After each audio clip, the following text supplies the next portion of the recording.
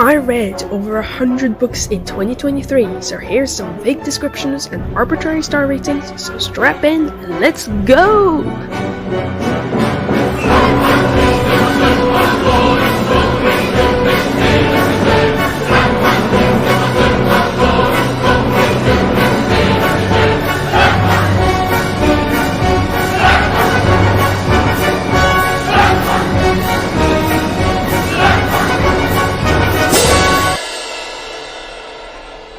The very first book I read this year dabbles in childhood trauma, cults, and the ever-famous time jumps from the past to present and back again, in which you get to witness bad decisions being made across all time. The collection of short stories by Robert Stevenson and H.G. Wells both focus on snippets of lives with no particular goal in mind, just vibes, time travel, and irresponsible science. While books about teenage angst aren't hard to come by, the ones tackling aromanticism certainly is. And while the book focuses on the trials and errors of human sexuality, it falls a bit short on the characters' dimensions. All I've got to say is that all of the characters shared one voice, and it wasn't a particularly impressive one. If you ever felt the need to read an adult take on the Mystery Gang, look no further. Meddling Kid starts off with the characters breaking their friend out of a mental hospital because he's seeing ghosts, and the story takes a sharp left turn as they head back to where it all began. There were scenes in this book which felt like the main character going on side quests, and I mean this in the kindest way. They did not help the story at all. The main character got on a train in which someone committed unalive, so the protagonist switched trains, right? In which it happened again, and you know what the worst part is? It had nothing to do with the story, and it was only ever brought up once. What does this mean? While I personally wouldn't turn a real-life murder case into my school project, I'll commend Pip for going for it. This was my first Agatha Christie novel, and to say I felt whiplash from the plot twist would be an understatement. A Long Way Down tackles four strangers' troubling lives as they barrel through the year with each other's support and some dry British humor. This one's funnier than it should be. This is the third book in the Loop series, and it is frankly the Hunger Games era that I missed out on. I get why this was the hot thing last summer, but it just wasn't my cup of tea. Still good though. It made me ugly cry. 10 out of 10. I might be biased because Watership Down was my childhood film, but reading about a bunch of rabbits trying to survive the treacherous travels to find a new home is surprisingly healing. The Russian slang could tone down a bit. Seriously, I need a glossary. Just a bunch of formulaic short cases, and while repetitive, I found I didn't mind it. This one's less memorable, but it continues to traumatize our main character. Jesus Christ, this book was grueling to get through. If I have to read another book about a couple going through a midlife crisis, I might just throw up. No, setting your house on fire is not the solution to your mediocre life. And what on earth was that ending? Is it a bit silly? Yes. But do I love it? Also yes. Some guy at the bookshop who recognized me because I got a book problem suggested this one to me. It was a good choice. The best one out of the series, to be honest.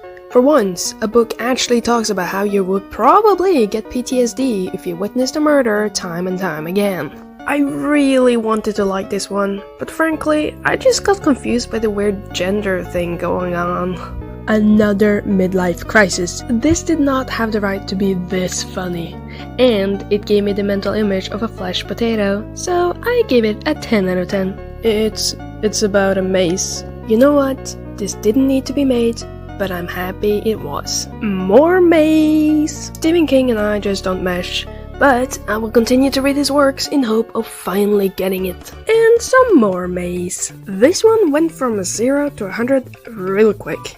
I mean, at the end, I'd just give up if I were them. While it didn't make me cry, it sure punched my gut. I couldn't help but read this entire thing in a Norwegian accent, and it drove me insane.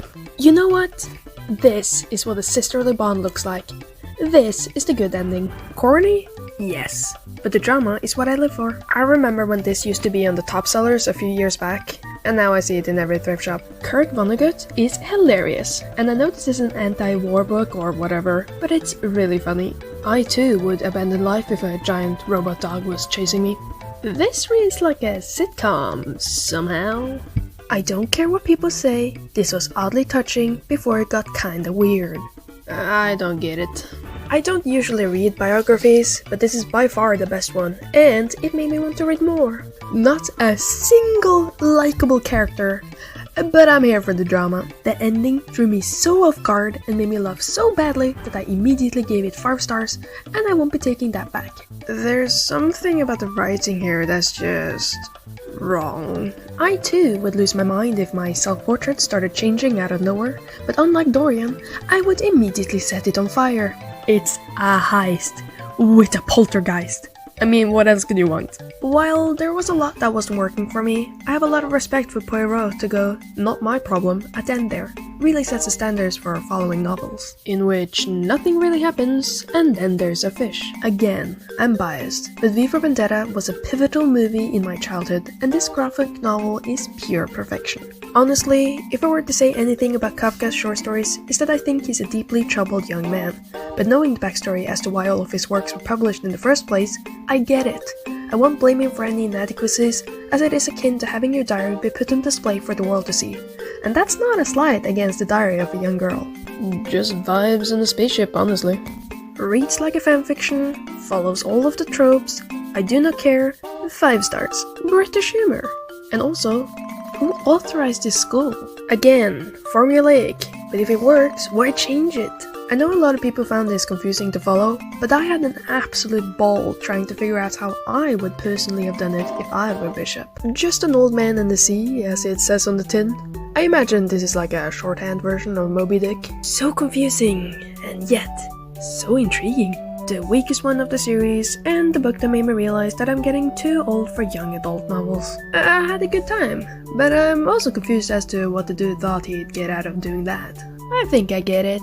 Sometimes you just gotta punch something. Playing basketball with a ghost? Sign me up. God, I wish I had as much will to live as this guy.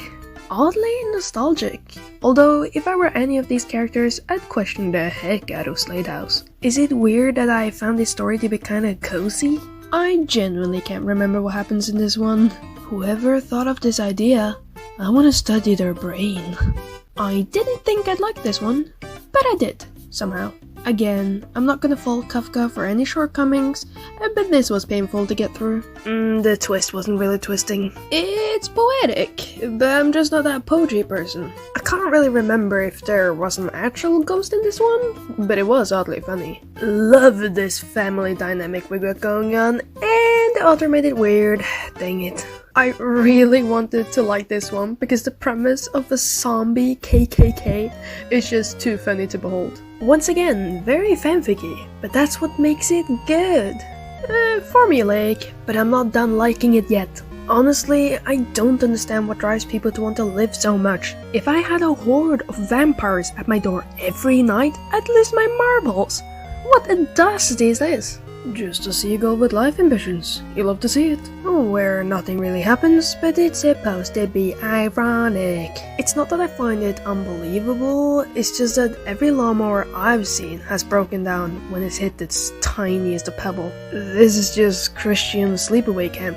I don't really see what's so bad about an electric sheep anyway. I've never read the viewpoint of a lesbian cat before, but I've also never read a book with this kind of plot twist, so credit where credit is due. The ending is really good, but I also don't see why they can't just eat vegan. Honestly, just a very good take on a campy slasher. There's at least 3 stories in which the main character beheads an animal and he turns into a prince or a princess, and that's how you know that these travel by word of mouth. I forget why I read this. So messed up! Why would you even write this?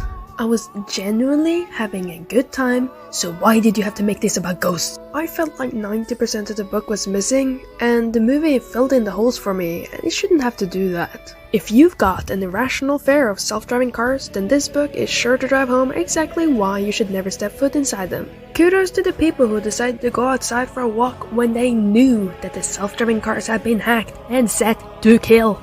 I should have seen it coming, but I got too hung up on the face blindness. Let's face it, this is just an allegory for degenerative diseases. Shirley Jackson has got a way of making you love the characters, but honestly, I'd never accept a cup of tea from her. Again, way too much will to live. Also, terrible plan and terrible execution. Why did she think that was her only option? This is the one where Shakespeare writes, "What, you egg?" stabs him. They all kinda end in the same way. Nick is actually a comedic genius, but if I was the neighbor of Gatsby himself, I would be keeping a safe distance, because the man is eccentric, and that usually doesn't bode well for everyone nearby.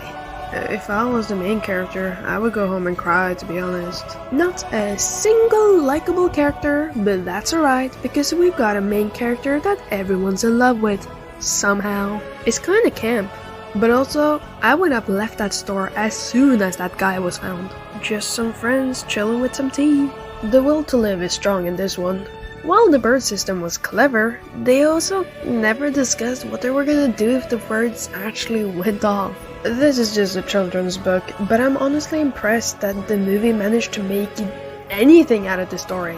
Nothing happens. I think I get him. Sometimes I too decide to shoot a man when the sun is in my eyes. The girl was running a whole store by herself. Why did she not get a restraining order against that guy? My god. I still don't know what any of those characters were, but I like reading their funky little stories. Oh my god. Train the dang dog. Despite this being a Pinocchio retelling, it was weirdly sexual sometimes. I need an equally as supportive friend group.